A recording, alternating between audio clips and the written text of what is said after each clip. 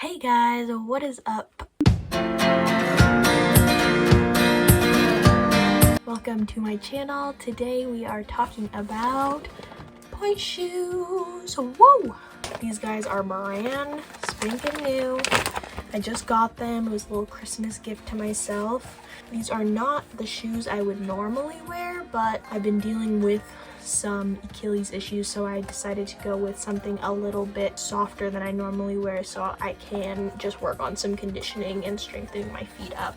But today I am going to show you how to sew your pointe shoes. Obviously there are basically infinite ways that you could sew your pointe shoes, but I'm going to show you how I sew mine, and I feel like the way I do it is pretty foolproof. It could work for almost anybody, and then from there you can kind of decide how you want to customize it for yourself and go from there. So there are two things we're sewing on our pointe shoes. There are the elastics, which is what does the bulk of keeping the shoe on your foot, and then the ribbon, which is just going to give a little bit of extra support and wrap around your ankle. I personally use the stretch ribbon because, as I said before, I have some Achilles issues, and so the other one kind of pulls on me a bit. So this one tends to be a bit more comfy and has some more give to it rather than the satin one, which doesn't really stretch for you too much. So all I need, obviously my ribbon and my elastic, my pointe shoes, and then thread and needle and some scissors. Honestly, it does not matter what color the thread is because if you do it right, it's not going to show anyways. So the one thing that is important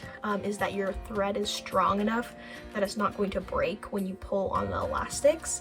And then also you want to make sure you have a needle that is thick enough and strong enough that, again, it's not going to break when you put it through. My shoes are Capezio, which are like some of the hardest shoes to sew, honestly, but a lot of others are a little bit easier. So first things first is on your pointe shoes, there are two layers of fabric here.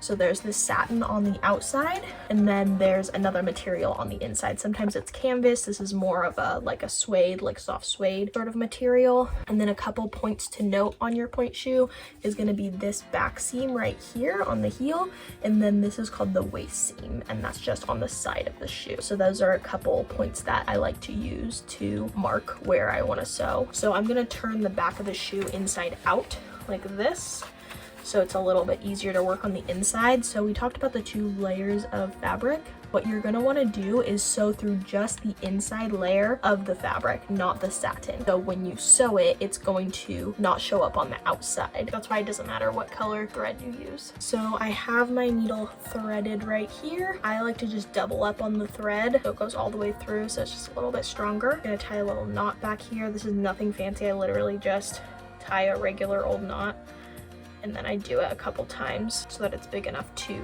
keep the thread from going through. Sometimes it takes me a few minutes. One more time. Okay, so we were all good to go.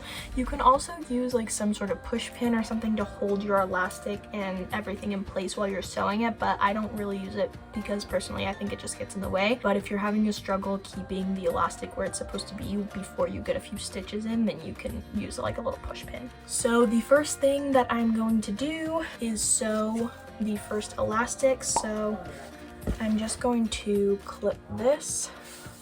This one came long enough to do one cross or two loops. I'm just going to cut it in half to begin with. So personally, I cross my elastics. It just gives me a little more support in the front of my ankle, but whatever you need, you can do. I'm going to start back by this seam on the heel, and I'm going to sew it right about an inch away from that seam in the back. If you sew it too far down, it's going to be difficult to get under the edge, and also you might run into issues running out with length on your elastic this way.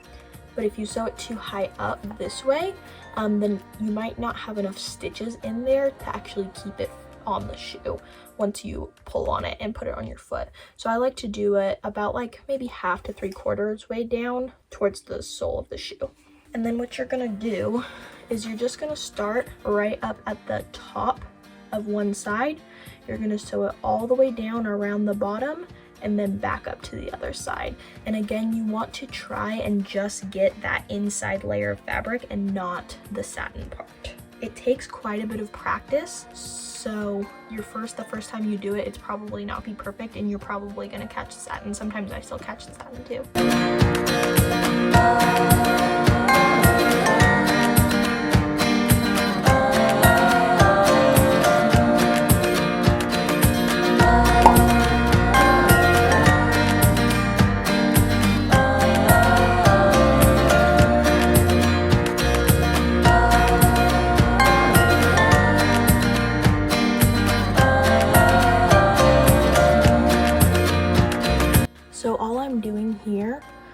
sewing little loops.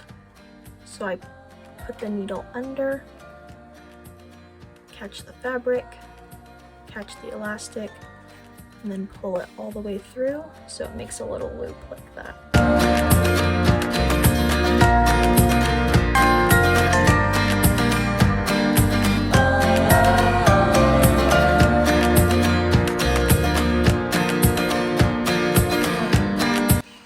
Okay, so as you can see, I've got my first elastic all sewed on, and I've got my little loops going all the way around. Now when I get to this side, I like to just do a few extra loops right on this end so it's nice and strong where I tie the knot. So I'm just going to do that now.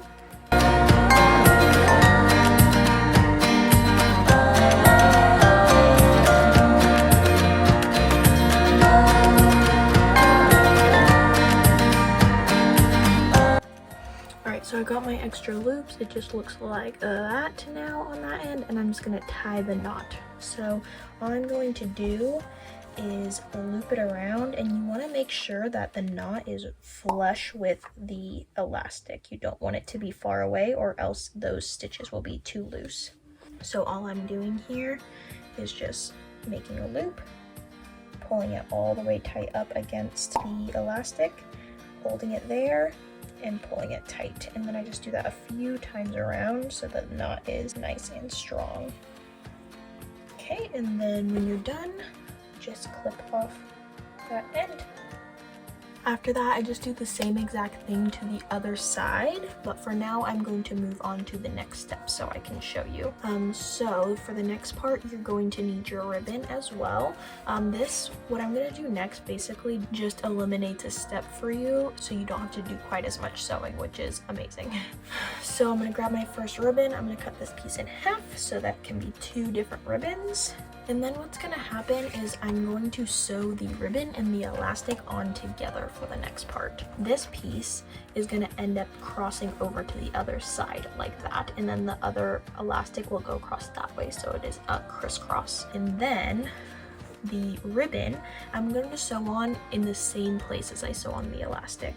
So I'm going to sew on the ribbon so it is on top of the elastic like this. So there's my ribbon, there's my elastic. This piece I like to sew right in front of this waist seam that we talked about earlier.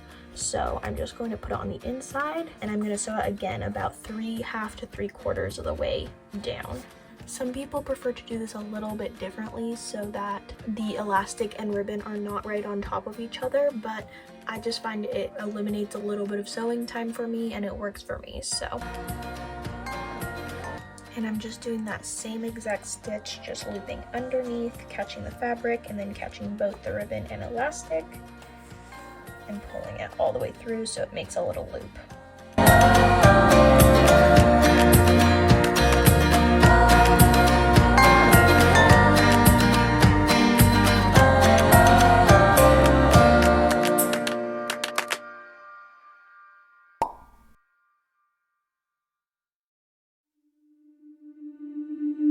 Alright, so I'm all done. I'm just going to do my extra loops and then tie the knot.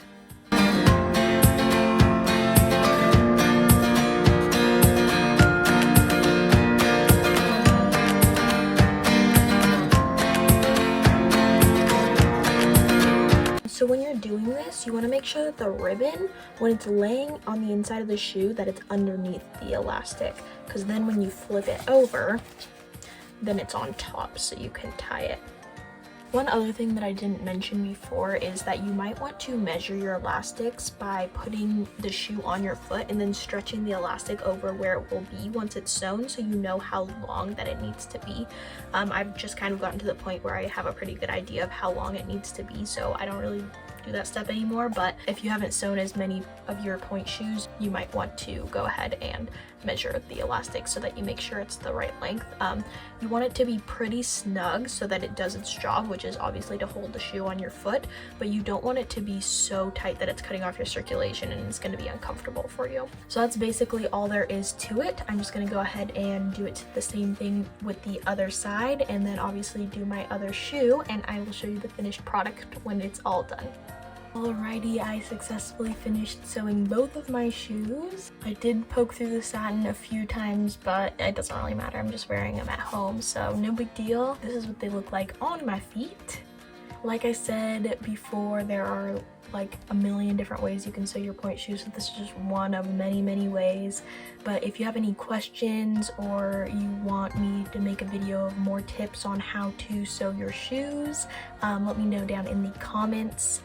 Don't forget to hit all the buttons, subscribe, like, that all helps me out. So see you next time.